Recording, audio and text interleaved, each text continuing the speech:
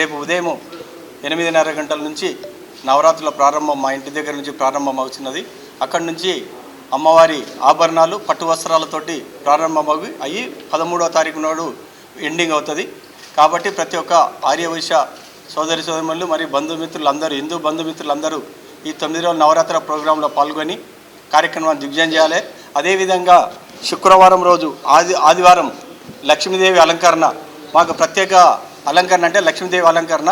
ఈ అలంకరణ ఈసారి 6,66,66,666 రూపాయల 66 పైసలతోటి అలంకరణ చేయబోతున్నాము. దీనికి గాను ప్రత్యేకంగా తమిళనాడు నుంచి మన అలంకరణ డెకరేషన్ చేయడానికి పిలిపించడం జరిగింది. చాలా అతిరంగ వైభవంగా ఈసారి లక్ష్మీదేవి అలంకరణ చూపించబోతున్నాం.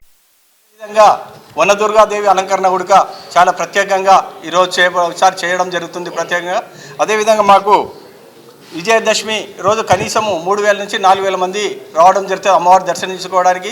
దర్శనం అయితే 9 రోజులు అయితే నవరాత్రులు ఏ విధంగా మేము జరుపుకోవడం జరుగుతుందో ఆ నవరాత్రులను మన విజయదశమి అయిన మరుసటి రోజు పట్టాభిషేకం జరుపుకొని ఆ కార్యక్రమాన్ని పురవీధులంగా అమ్మవారిని మేము ఊరేగింపుగా విజయయాత్ర తీసుకెళ్తాము. ఆ విజయయాత్రలో ఈసారి కూడా మహారాష్ట్రకి వెళ్ళి బ్యాండ్ వాళ్ళని తెప్పించడం జరుగుతుంది. అదేవిధంగా లైటింగ్ కానీ ఇవన్నీ హైదరాబాద్కి వెళ్ళి చేయడం జరుగుతుంది. ఈసారి ప్రత్యేకంగా శోభయాత్రలో విజయయాత్రలో మా ఆర్యవైశ్యుల ప్రత్యేకత కనబడుతుంది. ఇట్టి కార్యక్రమంలో ఓన్లీ ఆర్యవైశ్యులే అనకుండా హిందూ బంధుమిత్రులు అందరూ ప్రతి ఒక్కరూ ఈ కార్యక్రమంలో పాల్గొని అందరూ అమ్మవారి కృపకు పాత్రలు కావాలి. అమ్మవారి ఆశీర్వాదం అందరూ తెలిసిన వెంబడే అందరు ఏ కోరిన కోరికలు కూడా నెరవేరుస్తుంది. కాబట్టి ప్రతి ఒక్కరి నవరాత్రుల సందర్భంగా ఎవరైతే ఉన్నారో ఆర్యవైశ్యులు అందరూ ఈ కార్యక్రమం పాల్గొని ప్రతి ఒక్క కార్యక్రమాన్ని దిగ్విజయంగా పరచాలని చెప్పని కోరుకుంటూ ఇదే పత్రికాముఖంగా ఆహ్వానం పలుకుతున్నాం. ప్రతి ఒక్కరికి ఆహ్వానం అందకున్న ప్రతి ఒక్కరూ ఇదే భావించి తప్పకుండా ఈ కార్యక్రమాన్ని పాల్గొని కార్యక్రమం జయప్రదం చేయాలి. అదే రేపు ఉదయం 8:30 గంటలకు మా ఇంటికి వెళ్ళి ఆభరణ ఊరేగింపు వెళ్తుంది. ప్రత్యేక ఆ రోజు ఉదయం అందరూ కూడా అది రోజు అందరు ఖచ్చితంగా రావాలి. ఆ రోజు రేపు ఉదయం ఉంటుంది కాబట్టి కార్యక్రమం ఉదయం 8:30కి స్టార్ట్ అవుతుంది. అదేవిధంగా ప్రతిరోజు మన దగ్గరికి ఇక్కడ ఓన్లీ ఆర్యవైశ్యులకి అనకుండా ప్రతి హిందూ బంధుమిత్రులు ప్రతి ఒక్కరికి అన్నప్రసాదం ఏర్పాటు చేయడం జరిగినది. కనీసం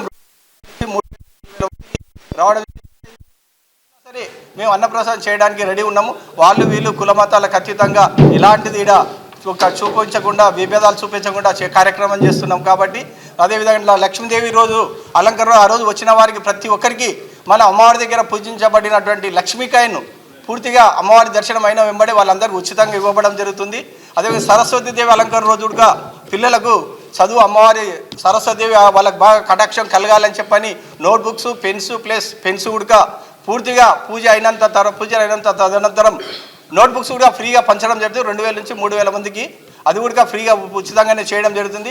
ప్రతి ఒక్క కార్యక్రమాన్ని ఓన్లీ ఆర్యవైశ్యులే అనేది ముద్ర లేకుండా ప్రతి ఒక్క హిందూ బంధుమిత్రులందరూ ప్రతి ఒక్కరు ఎవరు పాల్గొన్నా సరే వారందరికీ కూడా సహకారం ఈ కార్యక్రమంలో పాలు పంచుకొని అందరికీ కూడా పూర్తిగా ఉచితంగా ఇవ్వబడుతుంది. అదేవిధంగా ఇక్కడ కుంకుమార్చన కూడా ఒకరోజు మేము ఫ్రీగా ఎవరు వచ్చినా సరే ఓన్లీ ఆర్యవైశ్యులే అనకుండా ఇతర హిందూ బంధుమిత్రులు ఎవరు వచ్చినా వాళ్ళకు కూడా కుంకుమార్చనలో పాల్గొనడం చేయడం జరుగుతుంది. కాబట్టి ఇటు కార్యక్రమంలో పెద్ద ఎత్తున పాల్గొని ఈ కార్యక్రమాన్ని దిగ్విజయం చేసి అందరూ పాలు పంచుకోవాలని కోరుకుంటున్నాను. జై వాసవి. 3/10/2024 గురువారం నుండి 13/10 ఆదివారం వరకు నవరాత్రి ఉత్సవాలు ఘనంగా జరుపుకుంటాం. ఎప్పటిలాగానే జరుపుకుంటున్నాము. మన ప్రతిరోజు కార్యక్రమాలు ఉమాదేవి అలంకరణము, గాయత్రీదేవి అలంకరణం, అన్నపూర్ణాదేవి, మహాలక్ష్మి అలంకరణం, వనదుర్గాదేవి, బాలత్రిపుర సుందరదేవి, సరస్వతీదేవి, మహిషాసురదేవి, కనకదుర్గాదేవి, లలితా సుపుందరదేవి, చివరి రోజు వాసవి కనకదేవి అలంకరణ జరుపుతున్నాం. ప్రతిరోజు కుంకుమార్చన జరగబడునండి. ప్రతిరోజు అన్న ప్రసాదం కూడా జరుగుతుంది. ప్రతిసారిలాగా కూడా ఈసారి కూడా ఇంకా ఎక్కువ ఘనంగా అద్భుతంగా కార్యక్రమాలు జరుగుతాయి. ప్రతిరోజు కూడా ప్రసాదం ఉంటుంది. ఇక్కడ ప్రతిరోజు సాయంత్రం కూడా పల్లకి సేవ కార్యక్రమం కూడా ఉంటుంది. అదేవిధంగా ప్రతిరోజు పల్లకి సేవ కార్యక్రమం మరియు ఈ వాహనాలు కూడా 10 రోజులుగా 10 రకాలుగా అమ్మవారు అలంకరణ చేసుకుంటూ మన అలంకరణ మన గుడి చుట్టూ మన రామమందిర్ చౌరస్తా, గడియారం చౌరస్తా వరకు చేయబడను. దీనికి సహకరించిన దాతలకు ప్రతి ఒక్కరికి ధన్యవాదాలు. పాత్రికేయులందరికీ కూడా ధన్యవాదాలు.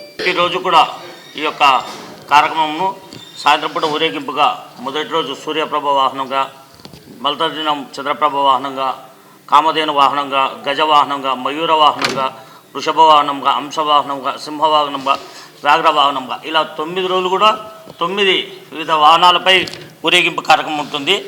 ఈ మొత్తం కూడా 9 కూడా సేలం నుంచి వచ్చేసిన వారు డిఫరెంట్గా అలంకరణ ఉంటుంది. మీరు మహబూబ్నగర్లో ఏ గుడిలో కూడా ఇంతవరకు చూడని ఈ యొక్క అలంకరణ ఉంటుంది. ఈ యొక్క వాహనాలన్నీ కూడా 13వ తారీఖు ఈ యొక్క శోభాయాత్ర ఏదైతే విజయయాత్ర చేస్తామో పండుగ అయిపోయిన మొదటి 13వ తారీఖు చేయడం జరుగుతుంది. ఆ శోభాయాత్రలో మహారాష్ట్ర నుంచి దాండియా వారి డప్పులతోటి దాదాపు 50-60 మంది రావడం జరుగుతుంది.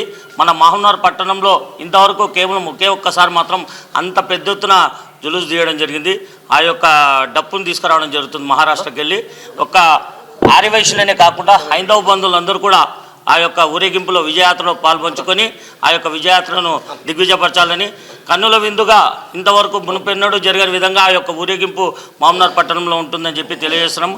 ఆ రోజు ఈ 9 వాహనాలు కూడా అమ్మవారిని ఏదైతే రోజు వాహనంను ఊరేగింపడం జరుగుతుందో ఆ 9 వాహనాలు కూడా ఆ రోజు ఊరేగింపులో ఉంటుంది. కాబట్టి ప్రతి ఒక్క హైందవ బంధువుడు ఆ రోజు రావాల్సిందిగా పత్రికా ముఖంగా మీడియా ముఖంగా మీ అందరికీ ఇదే ఆహ్వానం పలుకుతున్నాం.